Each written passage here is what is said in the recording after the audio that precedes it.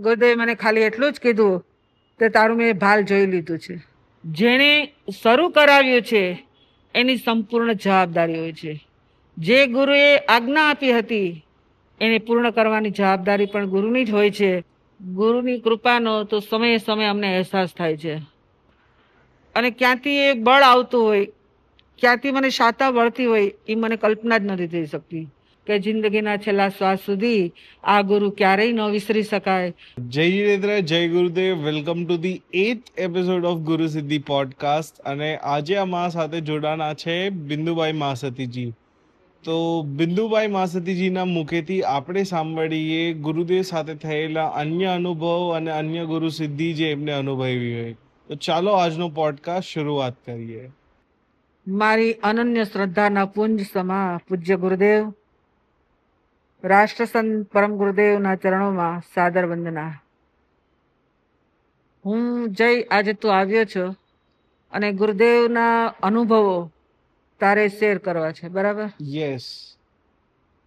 અમારા જીવનમાં જ ગુરુનું સ્થાન છે અને જેના જીવનમાં ગુરુનું સ્થાન હોય અને ગુરુનો સાથ અને હાથ હોય એ વ્યક્તિના જીવનની અંદર કંઈક નવીનતા સર્જાય છે.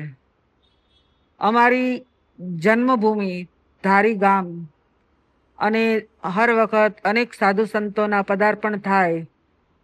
અમે નાના નાના હતા અને ઉપાશ્રય જતા.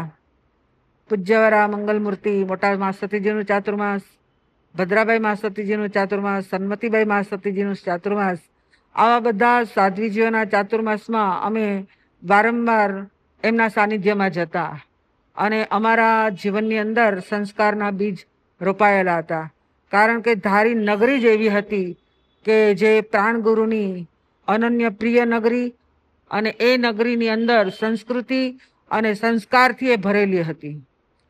જેના કારણે અમારામાં એ સંયમના બીજ તો ગુરુદેવે ક્યારે વાવ્યા હશે એ ખબર નથી, પણ પૂજ્યવારાનું ચાતુર્માસ પૂર્ણ થયું અને અમે ખાંભા ગામની અંદર ગયા અને એ વખતે સાવરકુંડલાની અંદર 5 દીક્ષા નક્કી થઈ હતી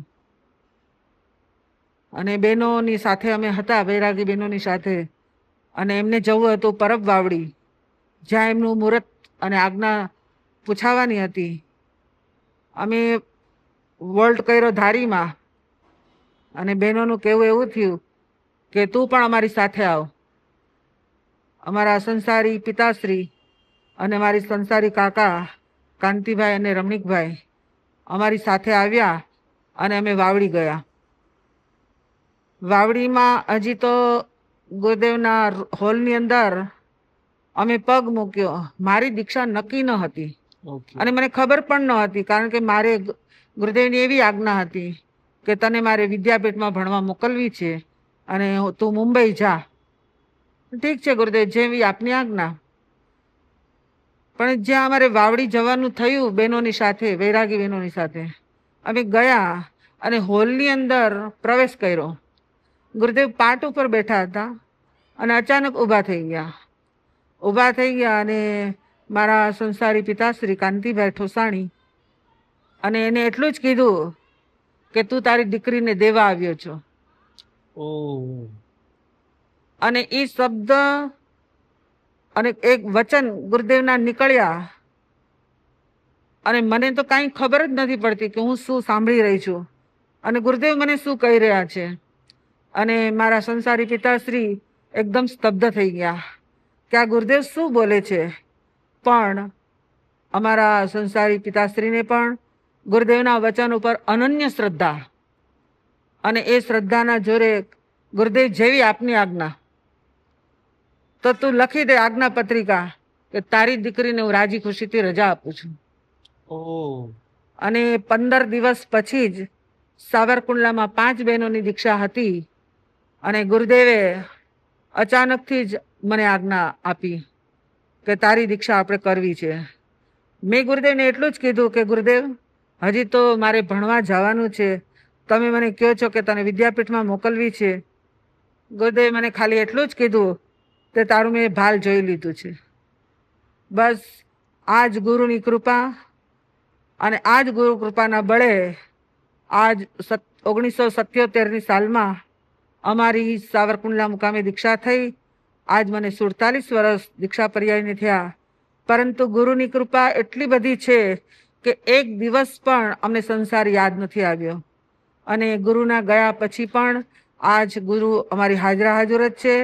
અને એમની દુરા વહન કરી રાષ્ટ્રસંત ગુરુદેવે, તો એ પણ અમારું એટલું જ ધ્યાન રાખે છે અને ગુરુદેવની યાદ પણ આવવા દેતા નથી. તો આવા ગુરુદેવ જેને મળે એનું સદભાગ્ય છે. અને અમે તો અમારા જીવનને એવું પરમ સૌભાગ્ય માનીએ છીએ કે અમારા જીવનની અંદર આવા તપ સમ્રાટ તપોધની ગુરુદેવ મળ્યા અને અમારી આ ભવસાગરની નૈયાને પાર કરી રહ્યા છે. અને અમે તો એવું જ માગીએ છીએ ગુરુદેવ પાસે કે જીવનના છેલ્લા શ્વાસ સુધી આપની આવીને આવી અમી દ્રષ્ટિ, આવીને આવી કૃપા અમારી પર વરસતી રહે, એ જ અમારી મંગલ ભાવના છે. તો સ્વામી, આપણે ગુરુદેવની જે કાટ ધર્મ પામ્યા એના પછી પણ ગુરુદેવનો સાથ ક્યારે છૂટતો નથી. એમની જે છત્રછાયા છે, જે પ્રોટેક્શન છે, કે જે વિઝડમ છે જે એમને તમને એમના લાઈફમાં આપ્યું હતું, તો એ વિઝડમના વિષયમાં કે એ કંઈક પ્રોટેક્શન જે આપી હોય ગુરુદેવને, એ વિષયમાં કંઈક તમે દ્રષ્ટિ આપી શકો અમને? ગુરુની કૃપાનો તો સમયે સમયે અમને અહેસાસ થાય છે. અને ગુરુએ અમને એક જ વચન આપ્યું હતું કે જેમની જીવનની અંદર સંયમ અને ચારિત્રના ભાવ દ્રઢ હોય એ વ્યક્તિ જીવનમાં કંઈ પાછી નથી પડતી. અમારું 2000નું ચાતુર્માસ જામનગર મુકામે હતું.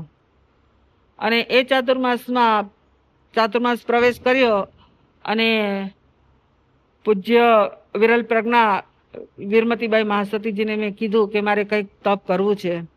મહાસતીજીએ ક્યારેય પણ મને ના નથી પાડી. એમને કીધું કે તારી ભાવના હોય તો કરી લે. અને મેં ઉપવાસ શરૂ કર્યા. ભાવના હતી કે સીધી તપ કરું, અને ખબર નહીં કે ગુરુદેવની કેવી કૃપા વરસી રહી છે.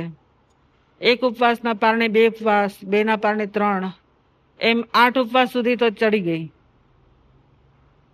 એટલી બધી ગુરુની કૃપા હતી કે રાતના લગભગ 3 વાગે ઉઠી જાવ, આંખ ખુલી જાય, અને આંખ ખુલે અને ગુરુદેવ સામે જ ઊભા હોય, અને એમનો હાથ મારી સામે હોય અને મારા મસ્તક ઉપર હોય, અને ગુરુદેવ એટલી બધી મને આશીર્વાદ આપતા હોય.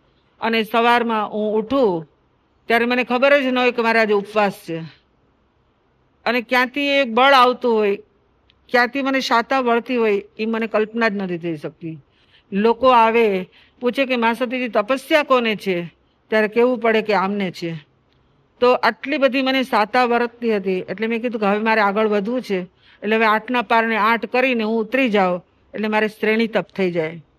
તો સંપૂર્ણ તપસ્યા દરમિયાન ગુરુદેવ રોજ સવારે એવરી ડે, એક પણ દિવસ આવ્યા નથી એવું નથી, અને રોજ સવારે 3 વાગે બરાબર આશીર્વાદની કૃપા વરસાવવા પધારતા.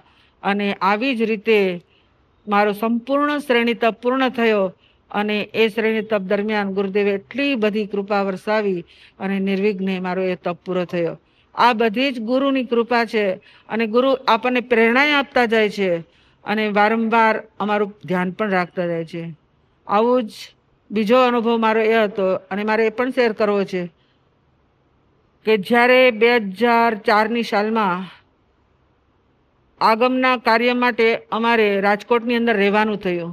વીરમતીબાઈ મહાસતીજી, હું એટલે કે બિંદુબાઈ મહાસતીજી, આરતીબાઈ મહાસતીજી અને સુબોધિકાબાઈ મહાસતીજી, અમે 4 થાણા રાજકોટના ઇન્દ્રપ્રસ્થ વિસ્તારની અંદર ઋષિકુલ નામના એક બંગલામાં રોકાણા હતા.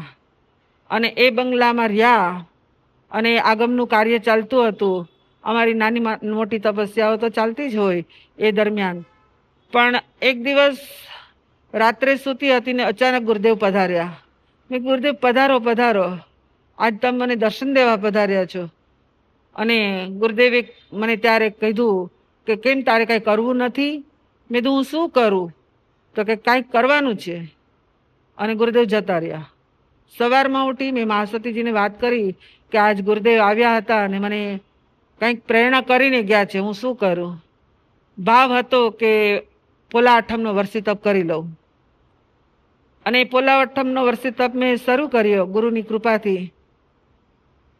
અને જ્યારે તપ પૂર્ણ થવા આવ્યો ત્યારે ભાવયોગીની અપૂર્વ શ્રુતારાધિકા પૂજ્ય લીલમભાઈ મહાસતીજી રાજકોટમાં બિરાજતા હતા.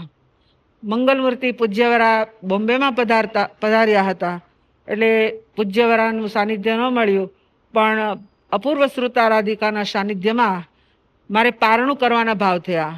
આ વખતે સ્વામી તમારા હાથ નીચે મારે પારણું કરવું છે. તો મહાસતીજીને કીધું કે તમે જ્યાં હોય ત્યાં અમે પારણું કરવા આવશું. સાહેબજીએ ના પાડી કે તમારે નથી આવવું, હું ઋષિકુલમાં આવીશ.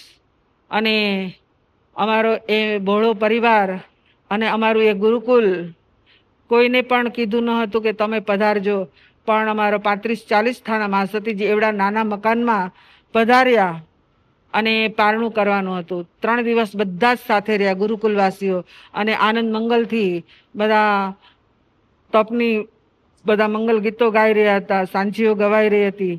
અને જ્યારે પૂર્ણાહુતિ થવાની હતી એ દિવસ અને સવારમાં વહેલી સવારે તપ સમ્રાટ ગુરુદેવ પધાર્યા. જેણે શરૂ કરાવ્યું છે એની સંપૂર્ણ જવાબદારી હોય છે.